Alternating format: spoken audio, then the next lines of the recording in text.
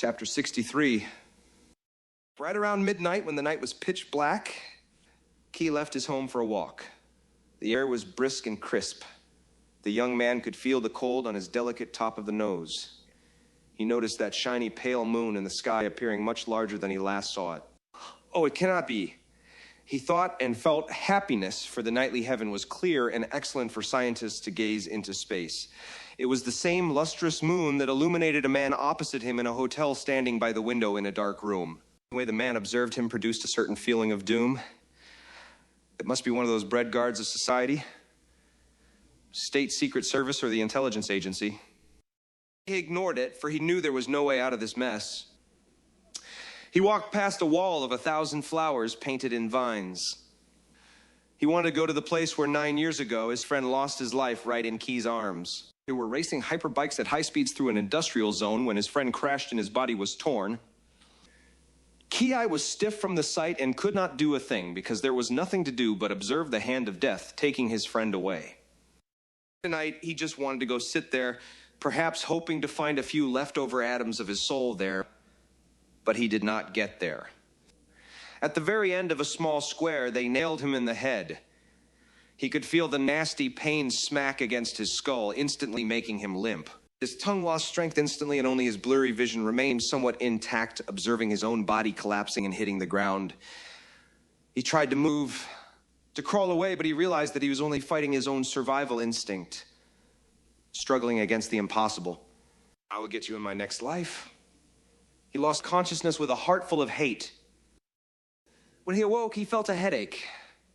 Key slowly dared to touch his skull and felt that it had been sewn back together. He tried to activate his brain augmentation, but there was no response. Who are you? He looked at the man standing all dressed in black with a fine haircut and clean skin. The SSS. The eyes of the State Secret Service agent promised to be fair with Key. He looked well-groomed and pleasant. His tone of voice not only implied that he was trained in psychology, but that he also had a natural feel and understanding for it. Fancy. And why did you rip a part of my brain out? I feel terrible pain. Can I get painkillers, please?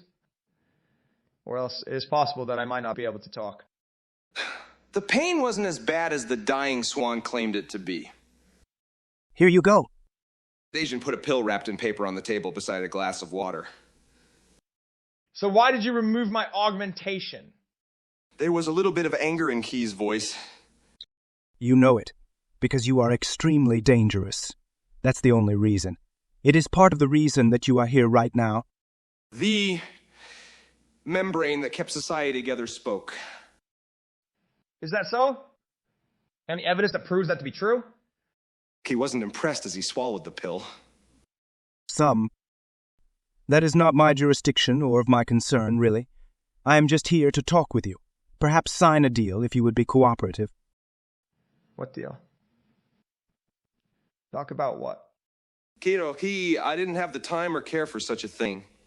After all, he wasn't a traitor. He knew if there were 2 fractions, 2 clans, 2 breeds, then there shall be war. Science. The greater good. We certainly want to know how you created all this malware that controlled biochemical mechanisms. The agent's eyes could not hide his shame.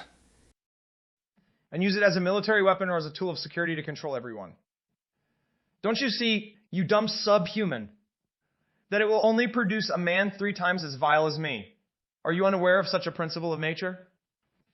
There was emotion in Key's voice. Maybe a glimmer of frustration and hysteria. It is not up to me to decide what it would be used for. I would like you to cooperate with us for your own good.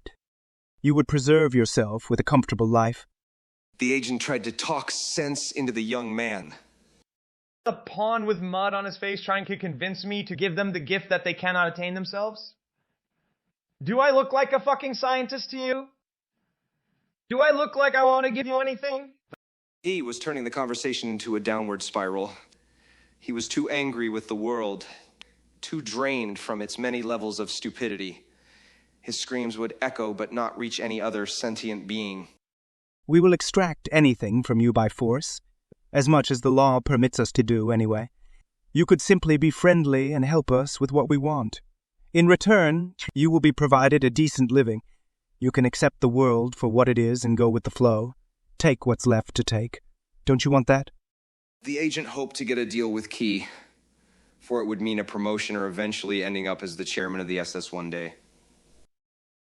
Will I get a beautiful girl to love if I work with you? He said seriously. We could arrange that, yes. He had no clue how, but assumed that it would be possible. That is just too funny. Key laughed because he felt the whole thing was nothing but a way to clown around to waste time. Why is that? The agent leaned forward and frowned. I wonder if I could get you guys to really beg for it.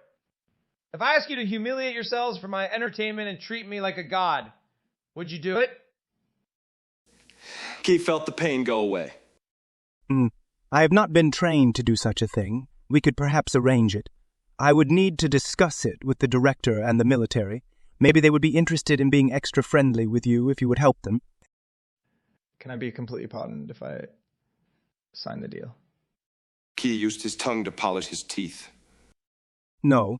Your freedom would be limited for the time you would be of interest to cooperate with, and eventually you would be biochemically fixed. The agent put the cards on the table. Oh, so I would be made just as good as everyone else. Even if it's making a zombie out of me.